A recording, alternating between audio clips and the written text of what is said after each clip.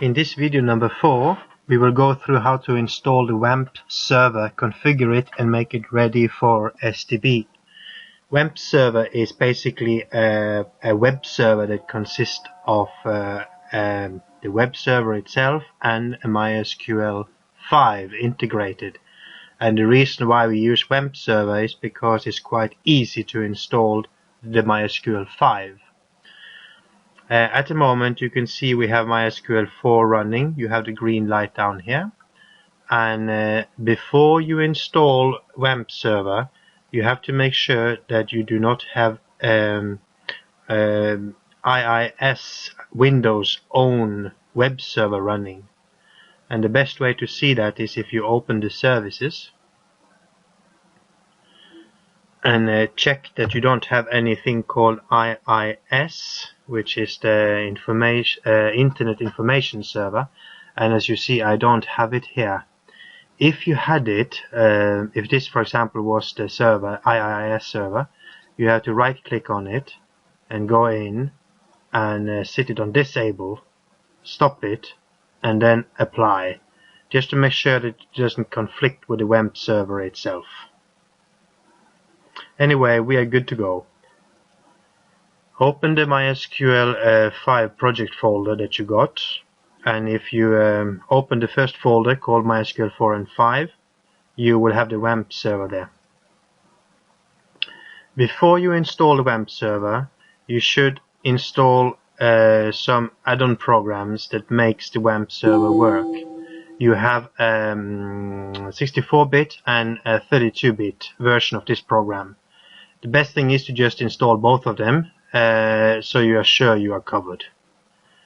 When you have installed them, you can install the WAMP server. And if you have a 32-bit system, you install this, and if you have a 64-bit system, you install this. Again, if you are in doubt, you can right-click on My Computer and Properties, and if it says 64-bit here, that's the one you should install. If it doesn't say anything, you likely have the 32-bit version, and then you should install that one. Okay, I have a 64-bit version, so I will start this installation by double-clicking on it. I click Next, accept the agreement. It will install in C, WAMP, and I will create a shortcut to the desktop, and I will start installation. Installation can take some time, so I will pause the installation now, the film now. The installation has nearly completed now. Just to finish setting up.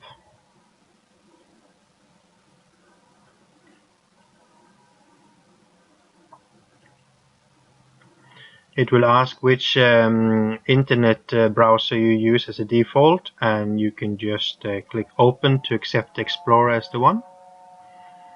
Say yes.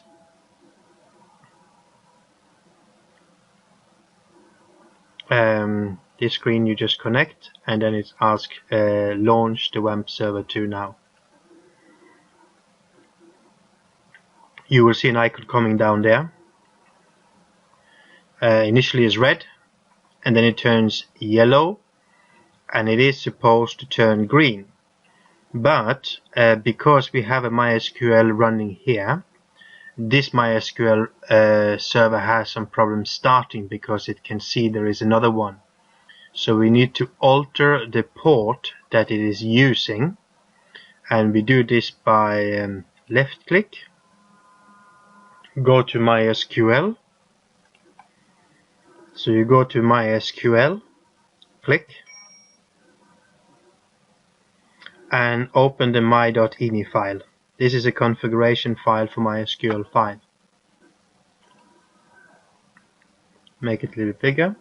And what we do need to do is to change the port from 3306, because MySQL4 is using that one. So we make it to 3308. So wherever you see 3306, make it to 3308. Just scroll down. Check if we have some more instances. As long as it has this symbol before, it's not red, so that's not important.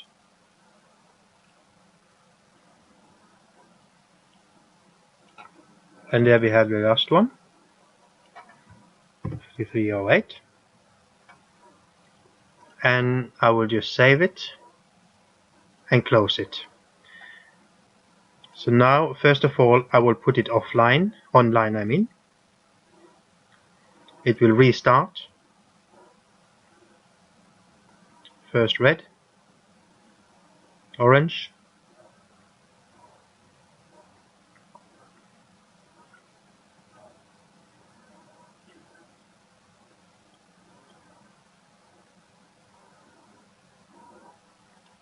and it's still hanging on orange. I will try to restart all services.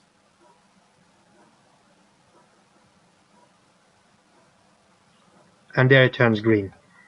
And if you have this green, it basically means that the MySQL5 is running, and this green means that MySQL4 is running.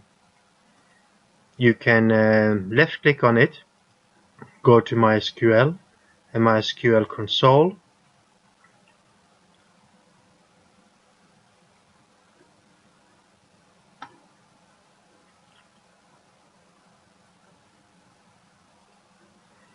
and as long as it comes up saying enter password, it means that it is connecting to the MySQL, and the password is blank. So by pressing enter,